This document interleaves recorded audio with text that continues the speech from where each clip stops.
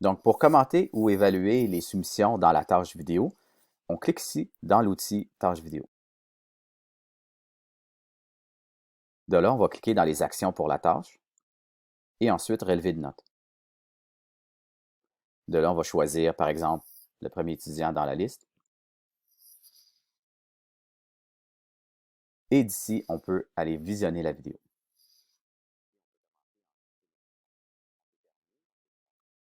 Si on veut déposer un commentaire, par exemple à cet endroit ici, quand on va déposer le commentaire, il va être lié à l'endroit dans la vidéo où on était. Donc, on voit ici, bravo, c'est à 3 secondes. Les autres commentaires ici à 2 secondes, l'autre commentaire à 1 seconde. Donc, on peut vraiment être spécifique à l'endroit où on arrête la vidéo pour notre commentaire.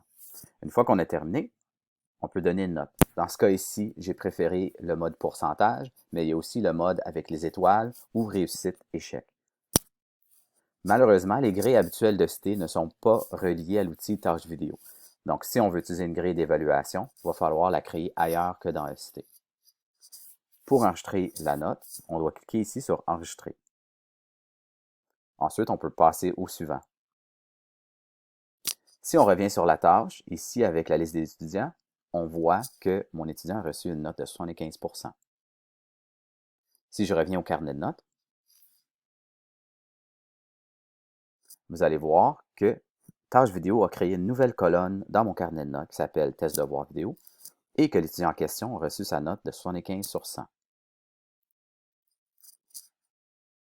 Par défaut, cette colonne a une valeur de 0 sur la pondération du cours, mais il est possible d'aller donner une autre pondération pour cette colonne. Donc, si c'est un travail sommatif qui mérite des points, on peut venir ici modifier la colonne pour maintenant lui assigner des points. À partir de maintenant, la colonne Test devoir vidéo va avoir une pondération de 33 points sur la note finale.